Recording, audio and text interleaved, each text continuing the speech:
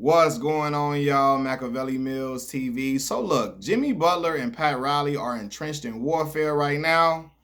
They are button heads, and I saw this coming since what was that last year? Last year, Jimmy Butler was talking about if he was playing during certain series, that it would be a whole different story for the Miami Heat. Basically, they would have won certain games if he was playing. Pat Riley, like, yo, if you not playing, you don't need to be doing no talking if you're not on the court playing. We don't need to hear you saying nothing about what you would have been doing. He was talking about Jimmy Butler. And I feel like at that point, Pat publicly going at Jimmy, it was going to create tension. Jimmy feel like he's being, I guess, played a certain way. He don't want to be played on a team, but he really wants a max deal. He wants a big contract. He really wants a big contract from the Miami Heat organization. And unfortunately, Pat Riley don't roll like that. He is a what have you done for me lately, not what did you do in the last 4 years for me, 4 to 5 years. He care about what have you done for me lately. Pat Riley is looking at Jimmy like, Jimmy, he's an older player. He's aging. He's injury prone. Jimmy is 35 years old. And I'm going to tell y'all the truth. Jimmy always been a guy that's at best a second option to me. In some situations, he's a third option. He's not a first option player. But I think because he has this first option attitude, people often mistake him as being a first option player. He's not. He's a star, but he's not a superstar. He never was, even in his best years. I told people that. And so Pat Riley looking at it like, yo, I'm not finna be paying you money when you're 35. You're not like one of these Pantheon great players for me to be paying that money for and shit. Pat Riley got Dwayne Wade up out of there. He didn't want to get Dwayne Wade what he wanted to get.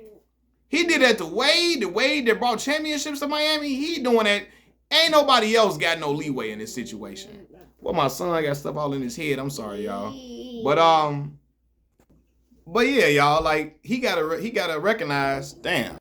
Man, my bad. My son kicked the cord out. But yeah, Jimmy gotta recognize, man, his true value right now. Nobody in their right mind gonna pay him that money unless they just thirsty for a superstar to come to their team.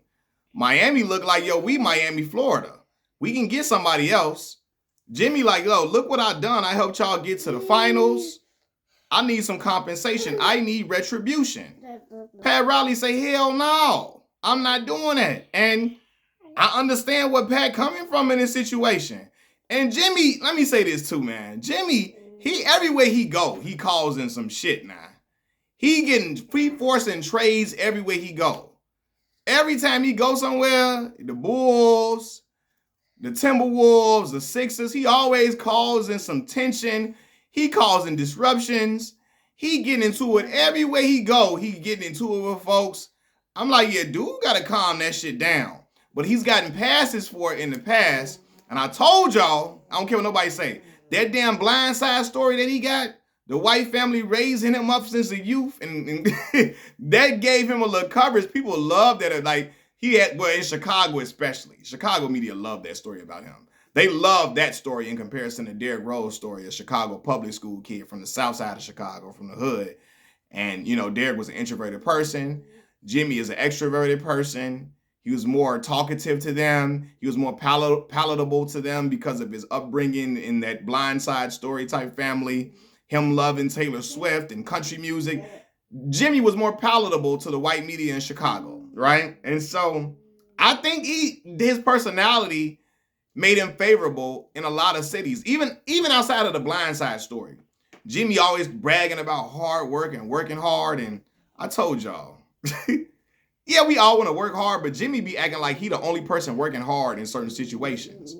And I told y'all personally, it's a lot of white folks that love black men and talk about they only want to work hard for they act like black men that always talking about working hard all day long.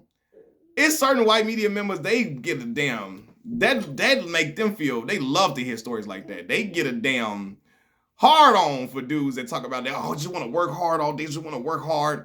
I'm like, Jimmy always act like he the only dude working hard on teams. Cut that shit out, dog. Everybody else, a lot of people work hard too. They got to the NBA off working hard.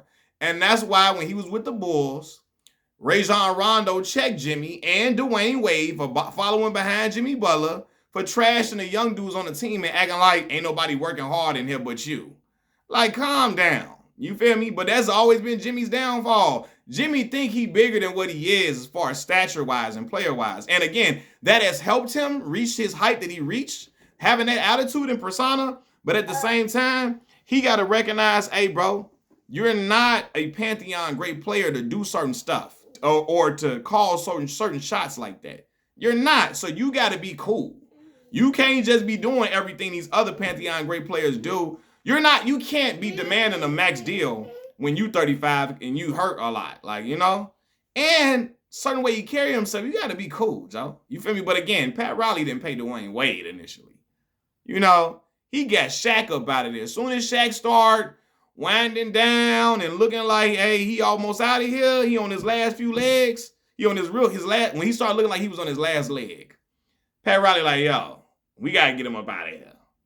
So Jimmy, he gonna do the same to you. You not, and Shaq was not even the second leading scorer on that Miami Heat team. Antoine Walker, Chicago's own Antoine Walker, was the second leading scorer on that championship Miami Heat team. But Shaq was one of the focal points for that championship team, right? Jimmy ain't brought a championship to Miami. Pat like, yo, he ain't got no type of like bad feelings about letting Jimmy go at all. At all, man. He gonna let him go. And I think Jimmy, he got to check his ego sometimes. You know, again, his ego is what helped him get to that level. Because you got to have an ego. You got to have an ego to be a dominant basketball player. You have to. Even the most humble guys have one. Derrick Rose had one. D Rose like, oh. D Rose coming on the court like, man, y'all ain't fucking with me out here. In his mind, he thinking that. He ain't saying it, but he thinking it. All the great ones think that.